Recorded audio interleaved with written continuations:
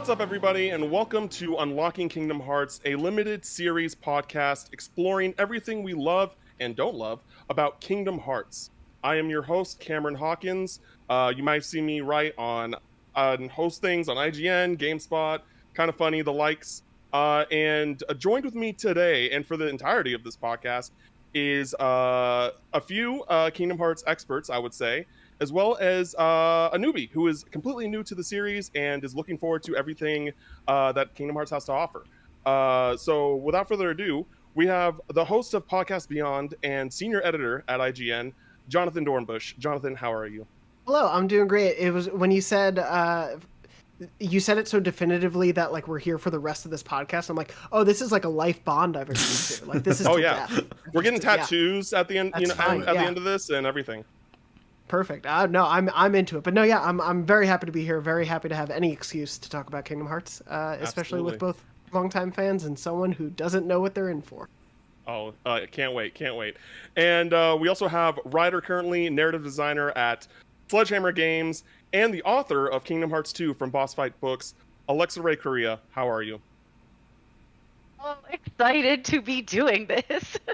I am so excited to be doing this with you. We're going to do a PAX East panel about Kingdom Hearts 3 specifically, and then something happened and you had to bow out, and you were just like, how can I make it up to you? And I was just like, and I just like, you didn't have to do it. But I was just like, this is it. Like, this is like even better. You know what I mean? Like, we're talking about the whole series now. So this is going to be really exciting. So pumped. And our newbie who is completely new to the franchise, who like, man, I remember that if you didn't know, listeners, Soars and Smash. And I remember after the announcement trailer, I saw this guy who I've worked with before, collaborated with before, and I saw, like, that's it. I'm going to play through the entire Kingdom Hearts series, and I felt that passion that I feel when it comes to Kingdom Hearts, and he hadn't even played the series yet. So I was like, this is the guy who I need on the podcast to play through it for the first time, get his reactions, get how he feels about these characters and the story. Creator and host of PlayStation Source, Kevin Diaz.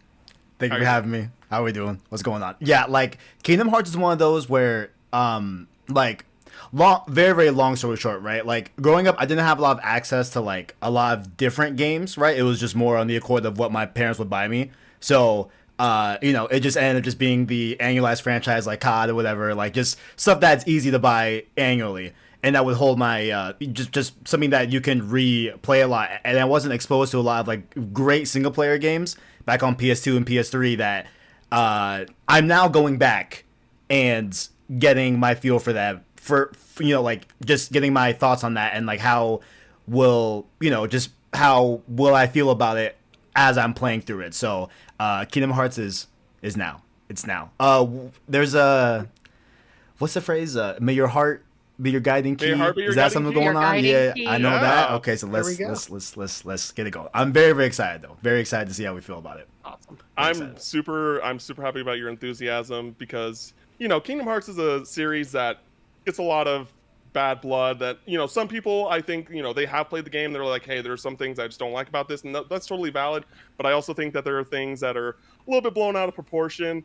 Jonathan, I wanted to mention earlier when I introduced you that I remember, as a fan of IGN, like before I got into the industry and things like that, there was no one at IGN that was a Kingdom Hearts fan really until you got onto the scene. And there's a certain employee that no longer works there, and they will remain nameless, that I remember just talking so much crap about Kingdom Hearts, and he obviously didn't know what he was talking about. And so when you came on the scene, I was just like, oh, thank God, someone who knows what they're talking about. So I'm super excited to do this podcast with all of y'all. Yeah. I mean, just on that note, it was just very fun to be able to have a like professional excuse to talk about all this info that was in my brain. So, to have this show as well, to be able to do that with fellow fans is going to be, and hopefully a fellow future fan as well. Indeed. Is going to be a lot of fun. Indeed. Yeah, absolutely. And that video that you did leading up to Kingdom Hearts 3 is iconic. Arguably one of the best things IGN has made. I'll take that happily. Yeah, absolutely. So for those that are listening in, what Unlocking Kingdom Hearts is more or less the goal for this podcast is to work as a companion piece for more importantly, new players who are new to the franchise, to get a, kind of get an experts take on everything, like learning the major plot points, characters, decisions, fun facts about the development behind the games, and of course, like us talking about like our favorite Disney worlds and things like that. And we encourage you to write into us at unlockingkingdomhearts@gmail.com, where basically you can ask us questions about like how about regarding the specific moments or specific thing in the series, whatever it may be, and we'll answer them. And there's also if you want to share your favorite memories, if you are a returning player that's deciding to play through the series again with us, you can do that. Or if you're new and you're just like, hey, I love this moment, what did you guys think about this moment, things like that. I really want to encourage the audience to interact with us, and we can like share our favorite things, because this is what we're here to do. We're here to talk about Kingdom Hearts and why we love it so much. And but with that being said, like, even though we have like some very well-known, beloved people in the industry who love Kingdom Hearts, we're not perfect. We might make mistakes. We might say something wrong. And if you are, a Kingdom Hearts fan listening and you hear that, you can write into us and correct us in case we didn't catch it. But be respectful about it. Don't be rude. Don't be like, hey, stupid idiots, you call yourself Kingdom Hearts fans and you said this wrong and blah blah blah blah. It happens. We'll correct ourselves if we need to. Okay. So I wanted to go around the panel, more specifically Jonathan and Alexa, and talk about your history with Kingdom Hearts and really what Kingdom Hearts means to you. Alexa, you go first. No. So I played Kingdom Hearts for the first time with my two younger siblings. We're all 5 years apart. I was like 14 when like the first came out. So we had a baby and like a child, and it was at a point in our life when the three of us weren't really seeing eye to eye. Like, we were very separate. I wrote a story about it actually for Polygon when I was there. My middle brother has achondroplasia, which is a strain of dwarfism. So my parents were constantly back and forth to specialists with him, and I sort of ended up raising my younger brother. And so when my middle brother, Raymond, was much better, he was home all the time, and our family was home all the time, the three of us sort of, and Jake, the youngest one, came into consciousness. We were like three strangers. We were kind of like, okay, what do we do? And, we had all of our consoles, and my mom made like a Hail Mary stop at like GameStop one day and came home with Kingdom Hearts because we were a Disney family. And she was like, oh, Disney is on this, play it. And I was like, okay, like, play it with your brothers. And it ended up becoming, I'm a huge anime person, like Final Fantasy nut, like weeb to the core. So I loved it, and my younger brothers were brought into it too. And so this became like the thing we did when I came home from school, and then my brother came home from school. My little brother would like have the PlayStation ready to go and be like, okay, we're going to play through today. And so that was our thing. And we played 2 together, Chain of Memories. We played passing, like we were all crowded around the Game Boy and like passing it to each other. It was really quite sweet. And as we have I've moved to California. My youngest brother now lives in Boston, about to move to New York City, and the other one still lives back home in Connecticut. And we still sort of like, we've book clubbed the games that have come out since I've moved away. So it's been a really strong influence in my life. And I've had a couple of really great opportunities to interact with the series in really big, really powerful ways, which is, I think, why I've sort of held on to it so strongly. I have interviewed Nomura a couple times, but there was an incident in the dream. Oh my gosh, she said it. Oh my god, she said it. Oh my god, she said his name. I have invoked the name. Been in his presence. You gazed upon him in all of his glory. We're only one person away. Like, think about that. Like, we're only one person away. It's intimidating. I don't want to steal Alexa's thunder, but I interviewed him once or twice too, and it was a lot as a fan of the series. Yeah, it's. I remember. I'm sorry, really quick. I remember meeting you, Jonathan, for the first time at, I think it was Beyond Alive or something like that. It was during Kind of Funny Prom. Yeah. And I asked you, what was it like being in Nomura's presence? That's what the question I had to ask you. But yeah, it was just like, God, it's the dream. Anyway, Alexa, go ahead. I think he's gotten a little more tired over the years. He doesn't. He doesn't He's rest. right. Give him some rest. He's always in flip flops, which be comfortable. King shit right there. King. Absolutely. King shit. But he's very quiet. Like he definitely has like a very like there's a lot simmering under there. Like he's constantly thinking. There's a lot going on. But he saw the Polygon story that I wrote about how Kingdom Hearts connected me with my siblings. And while I was at New York Comic Con that year, a Square Enix PR person called me and was like, "Hey, can you please come to the booth?" And I was like, "Oh no, I ruined something." Like I think that was the year Drakengard 3 was coming out, and I'm like, "Oh no, I screwed up my preview." I don't know.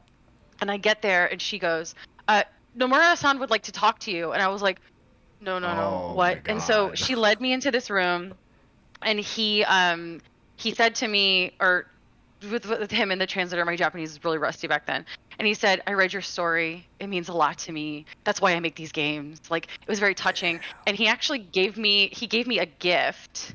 That was a set of the limited edition. It was the Kingdom Hearts 2 figures. 4 of them together, and he wrote on it and signed his name, and in Japanese he wrote, "Always stay close to your loved ones," and then signed his name. And he was like, "This is like this is why I make these games, like thank you for writing that." And I started to cry, and he was like, "Please don't cry." Like it was very I was just like bawling in front of him. I'm trying not to cry right now. Wow, Like I'm but straight he's up like trying not to cry. he's a really like he genuinely, and that's when it's sort of like to interact with a creator, that's when I sort of learned that the person who's making these games and the person who's like the driving creative force behind them truly deeply like cares about what he's putting into it and how the characters are acting, and then the message that you're taking away from playing it. And that sent me down the wormhole that led to my book. In the book, I remember when I first pitched a boss fight, I actually pitched a deep dive on the themes of family trauma and self-identity in Final Fantasy IX. And they were like, "Well, this is interesting, but like, what else you got?" And I was like, "Well, I could read about Kingdom Hearts." And they were like, "Well, what about Kingdom Hearts?" And I launched into this tirade about like self and memory and bromance and like Mickey as like the King Arthurian hero based on the medieval romantic lay. And the publisher was like, "I think that's what your book is about." So I ended up writing this collection of essays about themes that I have found. So I sort of use Kingdom Hearts 2 as the touch point. Themes that I have found in that series that like you look at it and it looks like Goofy and Donald running around hitting things. You're hitting things with a giant key. There's all this random Disney stuff going on, and it seems really goofy and weird. But when you take it at face value, there's still so much being poured at you. You just have to be open to it when you're looking at it. And so that kind of kept me on this train, and that is my relationship with Kingdom Hearts. And I'm having a Kingdom Hearts themed wedding in Disney World. That's how much I love Kingdom Hearts. Dang! Let's go. You're gonna man. drop on I mean, my wedding ring is Kingdom Hearts themed for those that are watching. It's I kinda hard to know, see. it's so pretty. But outside of that, it's yeah. But that's amazing. Yeah, like meeting Nomura is literally. I already told Celia that like that will be the third best day of my life, like till the day I die. It'll be like marrying you, having our kids, and then meeting Nomura. Like that is straight. Like I want him to sign my arm so I can get it tattooed. Like I want his signature on me. Like that's how much I love Nomura. And I think that he's absolutely incredible, and I think he doesn't get enough credit as a director, as a creator. Like I tell people like that he is one of the most important creators in gaming like right now, and some people think I'm crazy, and I'm like, do you like not think about all the things that he contributes to like every game that Square on the Japanese side like releases? Like he is on everything, like regardless of directing, and then he does Kingdom Hearts all on his own as well. I mean, Tyrese does the combat and stuff like that, but yeah, it's just like he is absolutely he just keeps working. Like y'all say Sakurai needs to rest, Nomura needs to rest. He needs a break. You know what I mean? So yeah, absolutely. Jonathan, tell us about your history with Kingdom Hearts. I mean, my history is just trying to make sure Nomura gets like a good night's sleep is my hope at the end of the day. I know, like to that point, it's a funny thing to talk about, but I do remember. I swear there was like some story at some point where it was like between Final Fantasy VII Remake and Kingdom Hearts 3, he basically was just like going back and forth and like barely sleeping, and he was like, yeah, I'm gonna finish Final Fantasy VII Remake, then immediately finish Kingdom Hearts 3, and it's like, oh my god, that man needs a vacation. Yeah. But yeah, no, I guess to like start from the beginning, my beginning was less of a chance encounter, but it still was like I was not really into much anime or anything like that. I was not actually allowed to play Final Fantasy because I was brought up in a very prim and proper house, and my parents learned that they cursed in one of the Final Fantasies and were like, "Oh, we can't let you play it." So I never Dirty played. series, to be honest. Yeah, and so I never got to play any of those and missed out on that until later in life. But I was a huge Disney fan, was brought up on Disney. Like my whole family was a big Disney house, and so would watch Disney Channel all the time. And I remember seeing this commercial on the Disney Channel that was like, whoa, you can go to all these cool Disney planets and you can fight alongside Tarzan and do X, Y, and Z. And it was like, blew my mind as a kid, was just the idea of like, oh, I get to go fight with Mickey and Tarzan and Simba and have this amazing adventure with Donald and Goofy.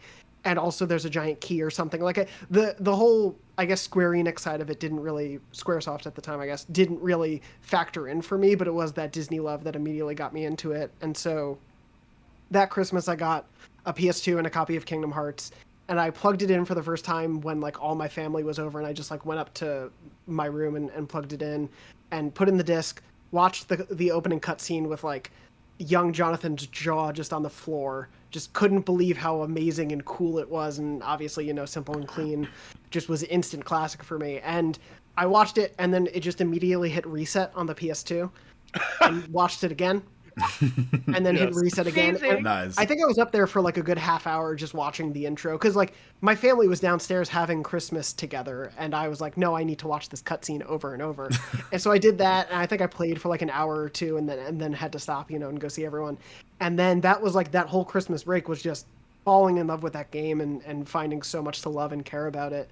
And just over time, you know, continuing to fall for each game in new and different ways. And I think talking to what Alexa was saying, like, there is so much there. I think it's the same thing when you talk about Disney stuff in general. Like, it is easy to just look at it and be like, oh, it's a fluffy kids cartoon animated movie that I'm going to see. But there are always themes working underneath it, and there's always a lot of complex stuff going. And when you have a series like this that has been going for decades now and has all of these branching paths and characters and ideas and themes to it, there's so much to explore. And I think that's what really kept me coming back throughout the years. And then, of course, you know, speaking similarly to Alexa, like getting to then put that into the world in a professional capacity was also just felt like a gift in a certain way, to like give back in some way that the games gave to me, to give back to be able to speak with fans, to be able to speak to the developers, you know, was mind-blowing as a fan first and foremost. And, you know, I think just to have been able to see it on both sides of it, one, I have that same sort of like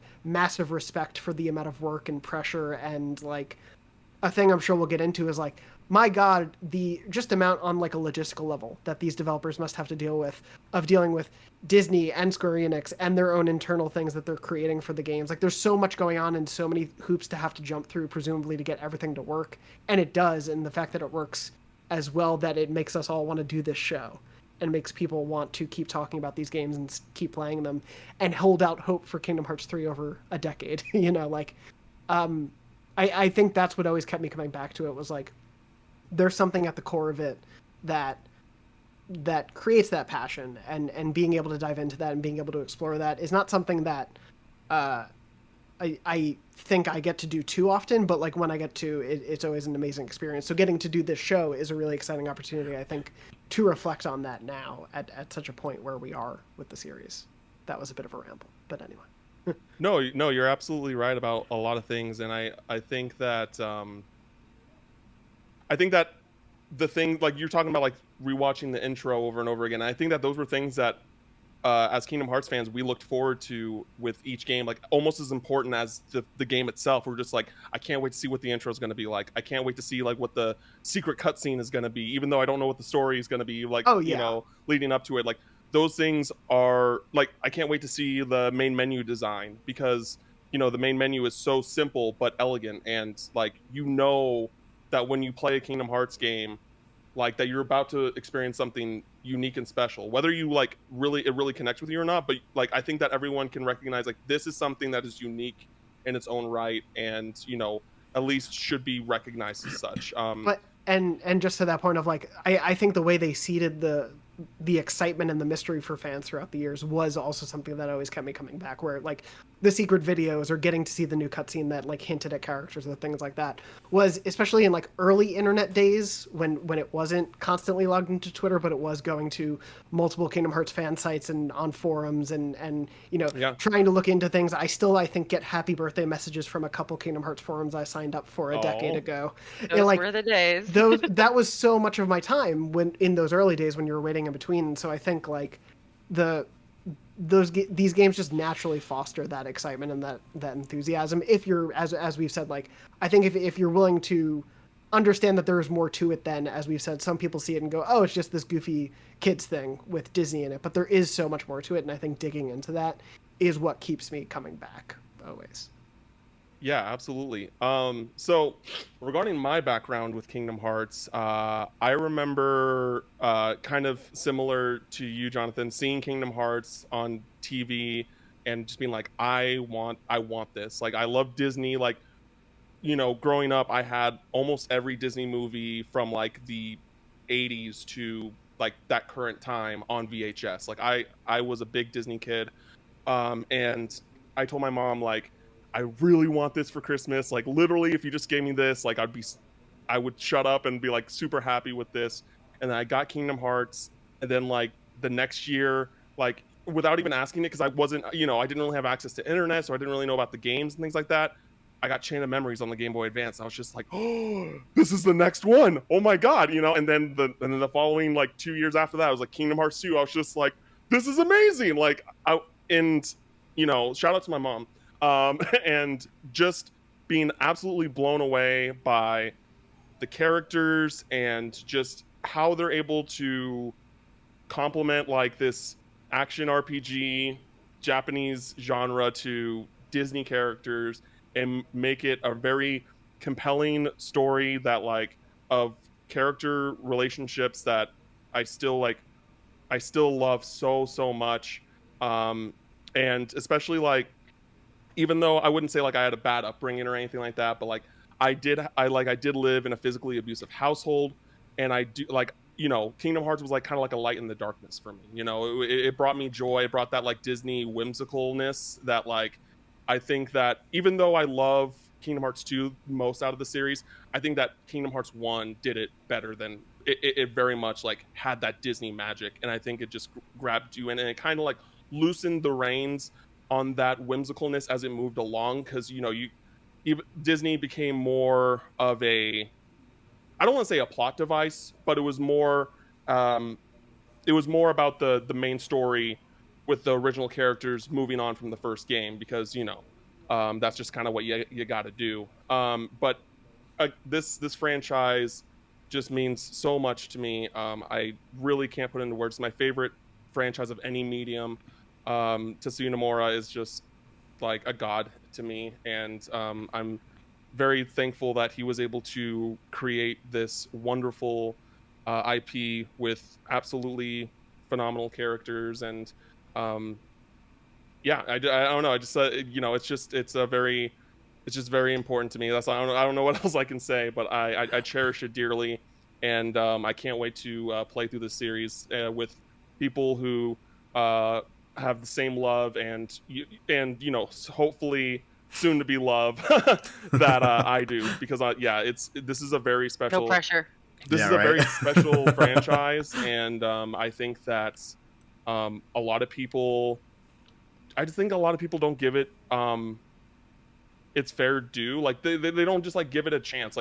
Like if you're listening to this, like just to like hone in and support whatever it may be, and you're like not even planning on playing Kingdom Hearts, you're just listening to episode 0 for whatever reason, like if you've been told this, that, or that, whatever, something negative about Kingdom Hearts, like just go in and see how you like it. Like there's no issue for you to just give this a shot, play the first game, and if it just turns you off completely, then that's fine. But I just want you to kind of give your own unbiased opinion on trying these games, because yes, they're not for everybody, but for the people that they are for, I think that it's, for a lot of people, their favorite storytelling, their favorite cast of characters in gaming, like for like, you know, or it's like in the conversation.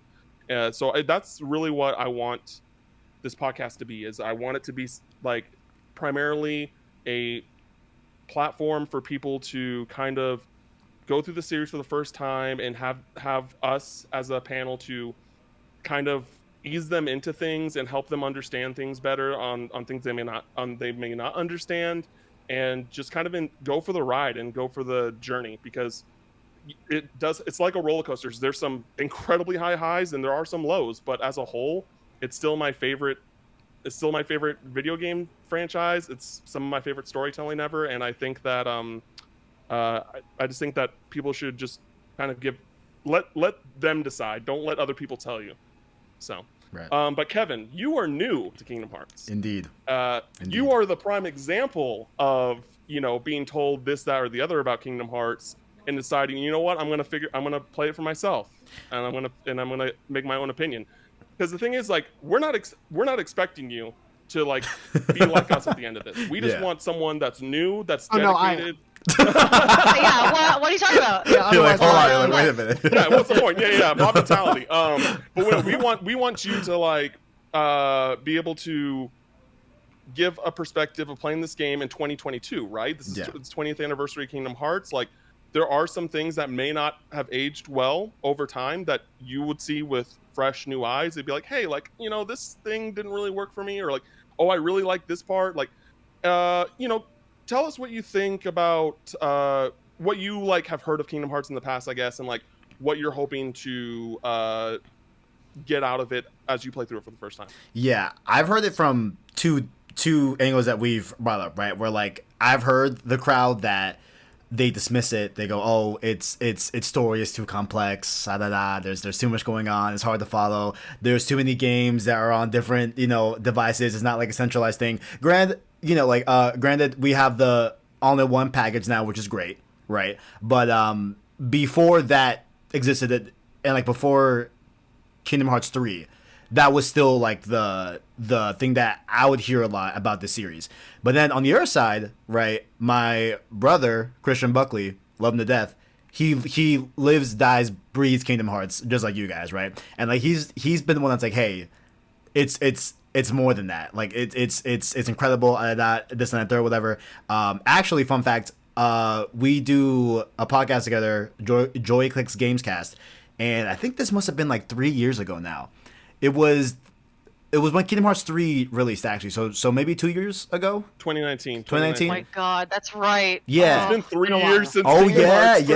yeah. It was January. No. It was January too, right? It was in January, I think. January. Yeah. January. End of January. He made a 70 page PowerPoint going over the entire story of Kingdom Hearts, right? As like, That's impressive. yeah, and he 70 pages? 70-page slide. He still has it. He definitely still has it. It's on YouTube for sure, but like that's the level of depth that like he's had, right? So I've had it from two extremes, and I think there's like a few reasons why I'm sitting here and like I said yes to this and like I want to do this and play through all these games. Part of it is because I know Kingdom Hearts does have a very specific tie to PlayStation. I love PlayStation. It's one of those things where I feel like that's definitely a blind spot, right, in my love for the brand, and I really want to know firsthand what makes Kingdom Hearts so special. That's a big part. The other part is I've listened to a few tracks from Kingdom Hearts, and they are good. Yeah, they are baby. good. They are good. They are very good. My like latest exposure was I was at a venue where Skrillex was performing, and he performed "Face My Fears," and I was like, "Yo, this is a track." You know what I'm saying? Like this is the one here. But Yes.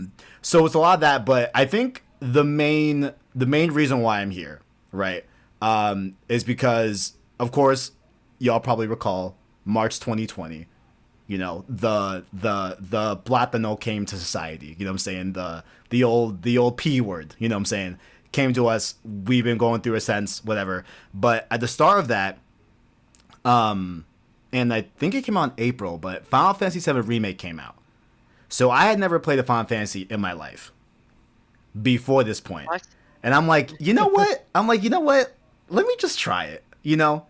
let me just try it. So during lockdown, I played through Remake, and I ended up falling in love with this game in such a way that I've never fallen in love with any piece of media ever. Like, I became like unhealthily obsessed with Final Fantasy VII. I still love it to this day.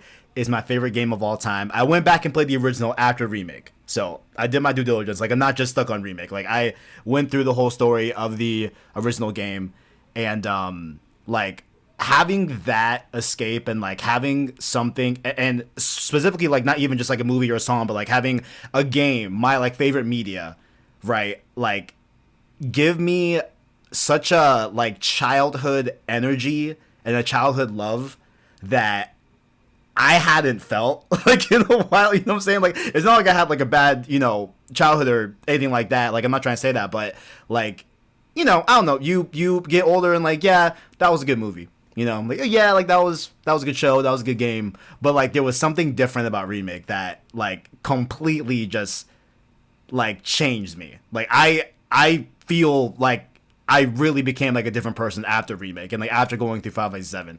And so with Nomura being behind that, and then seeing like the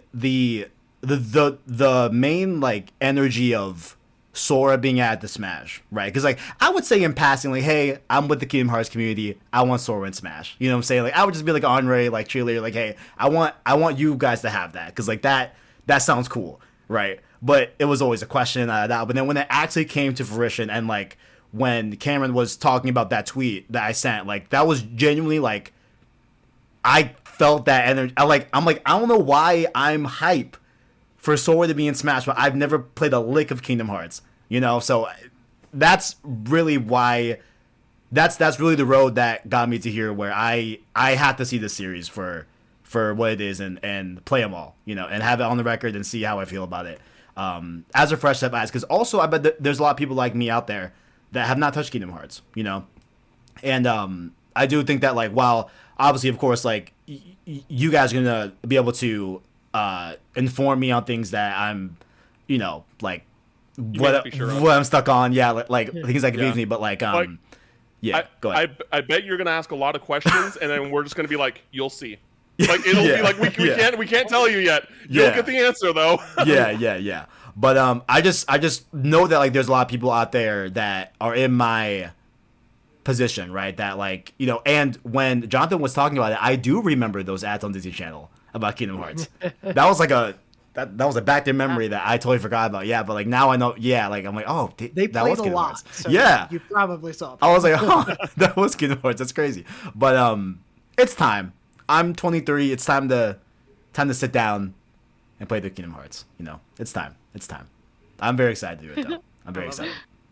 I am so excited to play and talk about all these games with you, all of you. So yeah, next thing I want to talk about is the order of Kingdom Hearts. At least the order that we are going to go episode-wise when it comes to this podcast. Because later on in the series, it gets a little dicey. There are kind of multiple things happening at the same time. So me, Jonathan, and Alexa kind of decided as a council as to what we were going to cover in an organization. You could say an organization. An organization. You could say an organization. We all got there. Yeah.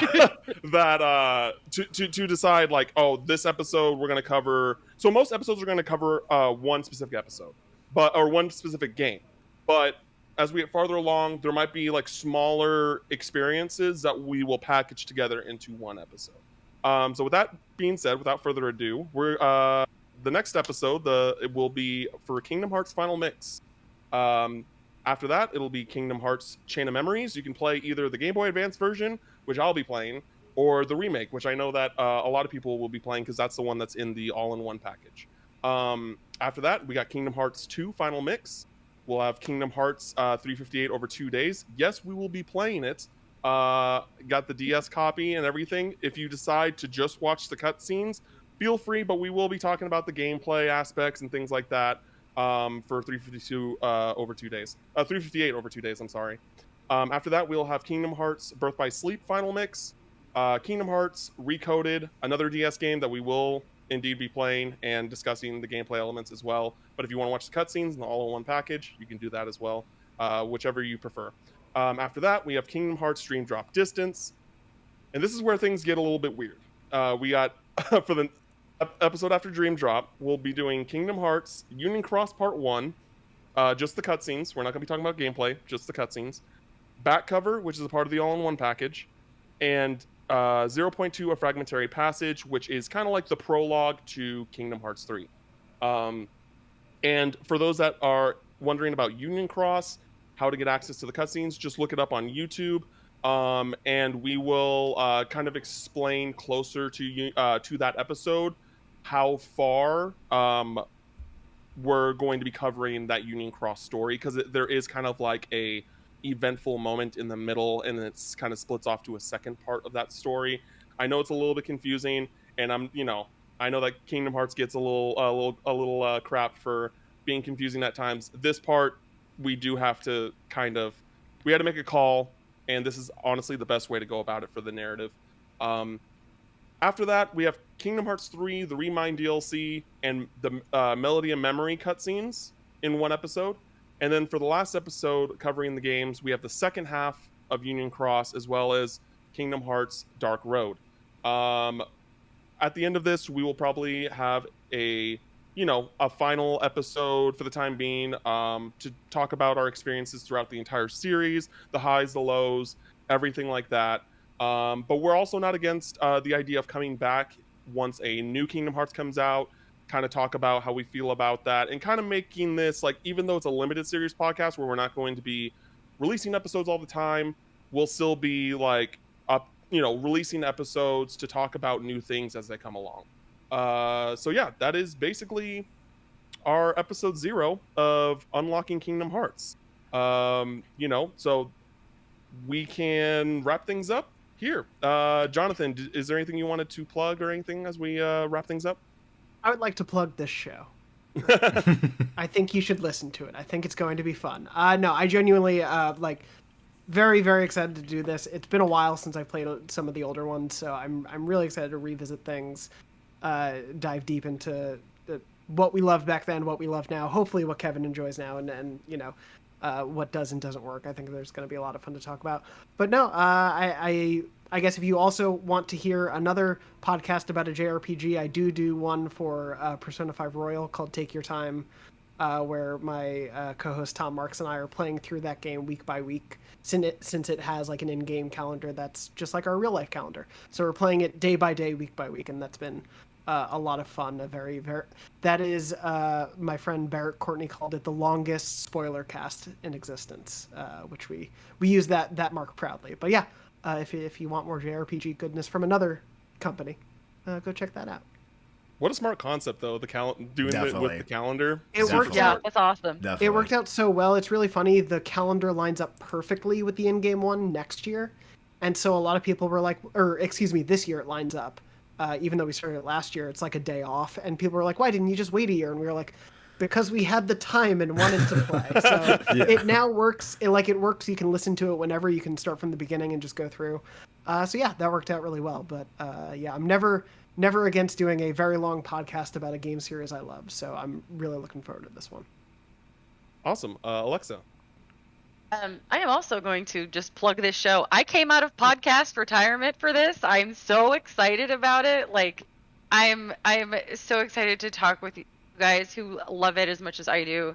And I'm really looking forward to seeing how you react to very specific things, Kevin. Like, if you see something and just have a reaction, like take a note or like text us or something, because I already have a million questions for you, and you don't know what they are, and you won't know until you like get there. Yeah. I'm excited for these questions. Yeah. I'm like, are these questions? Like, I want to know what the questions are, because I'm like, is it something that I could answer too? I'm super excited. Yeah, I feel like I was gonna say, like, I feel like we all know that we love Kingdom Hearts, but I feel like outside of very specific, like, obvious things that we talk about, like, everyone knows I love Riku. Riku is my boy. But like, outside of that, and I love Kingdom Hearts too. But outside of that, like, we don't really know like what specific things we really, really love about Kingdom Hearts. So I'm excited to like kind of divulge into those things. Like, like, I know that Jonathan really still loves the first Kingdom Hearts' story and things like that. But like outside of that, so I'm kind of excited to like dive again, like talk about these things. I can't wait to find out who has the hottest takes that Twitter will get upset about. Oh, Honestly, that'll be the great. most fun. But yeah, no, it's gonna be bring them. It's gonna be really fun to dive into that stuff. I'm totally with you. I think it's gonna be so interesting to like really dig into that stuff on a granular level. Yeah, like I think. Just want to say. No. Go ahead. Sorry. Go ahead. No, I was gonna say, no matter what anyone says to us on Twitter, no matter what you write to us, you can't hurt us. We waited 15 years We're for Kingdom a sequel. Hearts fans. You can't hurt us. Yeah. We've been through so much. You can't hurt us. Yeah. Now I'm thinking like, okay, like do I play this with like my Mac nearby and just jot down questions, like just thoughts I have? Yeah, that's what I'm probably gonna end up doing. Yeah, the Notes app just is your have friend. Yeah, Notes app. Yeah. I might be doing that, but thank you, of course, for having me on. I'm just casually plug myself. Also, listen to this show. Listen to this show, right? If you're a new one, come on with me. We're on the same boat. It's gonna be a great time. Unless I hate it. Y'all ever like thought about that? You can 100% hate it. I honestly don't think you will. I honestly don't think that's you will. what I'm saying. Yeah. I think it's unlikely. How you felt about 7 Remake as someone who didn't play a lot of Kingdom Hearts, or excuse me, a lot of Final Fantasy, but knows, like, I also really love 7 Remake for very similar reasons. I do think there's a lot of crossover in terms of 100% emotion and theme and character and stuff. I think you can see Nomura written all over Remake. Oh yeah, sure. That's what I'm assuming. That's what I've heard from a lot of different people that have said that like, hey, like Nomura's style is all over that. And I loved that, so I think we should be good. But if you want my other content, of course, youtube.com/PlayStation Source. In the theme of other limited run podcast series, I'm doing Road to Forbidden West, the weekly podcast dedicated to any and all things Horizon Zero Dawn and Horizon Forbidden West, leading up to the release of the game, of course, and then spoiler cast review, all that good stuff with my co-host Joe, Mr. Badbit Moran of PS Trophy Room. Big fan of him, obviously, and that's been a super fun show to do so far. We have 2 episodes as of this recording. Might be more when this comes out, but that's been fun. But any PlayStation coverage, of course, youtube.com/PlayStation Source, all that great stuff. So very, very excited. Very excited. Awesome. Can't wait. Thanks everybody for listening in or watching this episode 0 of Unlocking Kingdom Hearts. I can't wait to talk about Kingdom Hearts Final Mix, Kingdom Hearts 1. Even if you got the PS2 version, that works, you can play that version. But yeah, I'm looking forward to playing that with all of y'all and talking about everything that's great about that. And until next time, may your heart be your guiding key.